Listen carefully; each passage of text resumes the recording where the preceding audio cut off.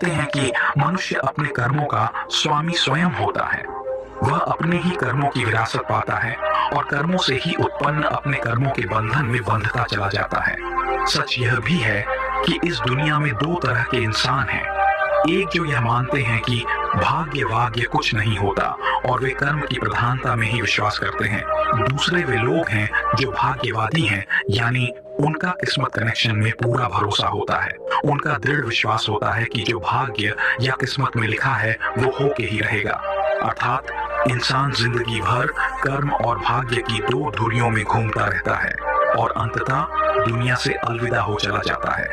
आज का युवा भी यही सोचता है कि बिना कुछ किए ही उसे वह सब कुछ मिल जाए जो वह चाहता है, लेकिन ऐसा बहुत कम लोगों के साथ ही होता है। इस विषय पर अक्सर बहस होती रही है कि आखिर कौन बड़ा है, कर्म या भाग्य। अनंत काल से ही यह बहस का विषय रहा है कि कर्म ज्यादा महत्वपूर्ण है या भाग्य। दोस्तों, इस कहानी को सुनने के बाद आप यह बात तो अच्छी तरह समझ जाएंगे कि दोनों में श्रेष्ठ क्या है। जानने के लिए कहानी को अंत तक ध्यान से सुनिएगा। एक जंगल के दोनों ओर अलग अलग राजाओं का राज्य था और बीच में जंगल। उसी जंगल में एक महात्मा रहते थे जिन्हें दोनों राजा अपना गुरु मानते थे। उसी जंगल के बीचों बीच एक बड़ी नदी बहती थी। अक्सर उसी नदी को लेकर दोनों राज्यों के बीच झगड़े फसाद होते रहते थे। एक बार तो बात इतनी बिगड़ गई कि बात युद्ध तक आ पहुंची।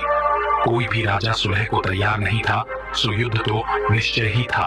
दोनों राजाओं ने युद्ध से पहले महात्मा का आशीर्वाद लेने की सोची और पहुंच गए जंगल की उस कुटिया में जहां महात्मा रहते थे।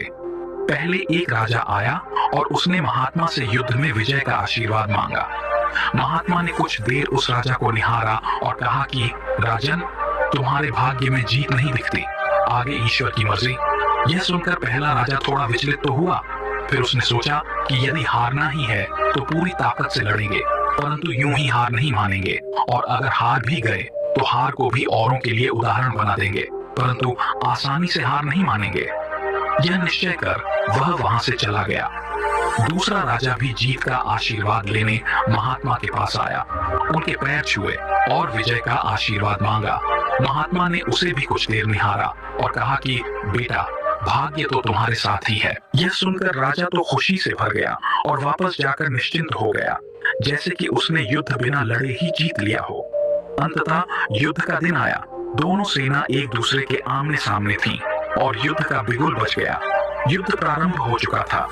एक तरफ की सेना यह सोचकर लड़ रही थी कि चाहे किस्मत में हार क्यों न हो, परंतु हम हार नहीं मानेंगे। हम अपना सर्वश्रेष्ठ कोशिश करेंगे, अपना सर्वस्व झोंक देंगे।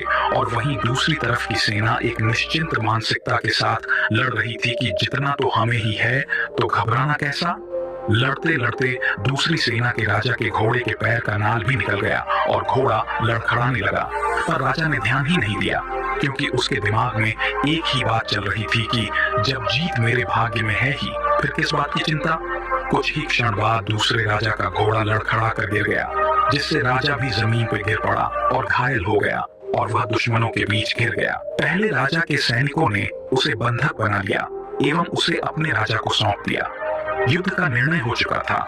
युद्ध का परिणाम बिल्कुल महात्मा की भविष्यवाणी के विपरीत था। निर्णय के बाद महात्मा भी वहां पहुंच गए। अब दोनों राजाओं को बड़ी जिज्ञासा थी कि आखिर भाग्य का लिखा बदल कैसे गया। दोनों ने महात्मा से प्रश्न किया कि गुरुवर, आखिर ये कैसे संभव हुआ। महात्मा ने मुस्कुराते हुए उत्तर दिया, राजन, भाग्य नहीं बदला, वो बिल्कुल अपनी जगह सही है, पर तुम लोग बदल गए हो।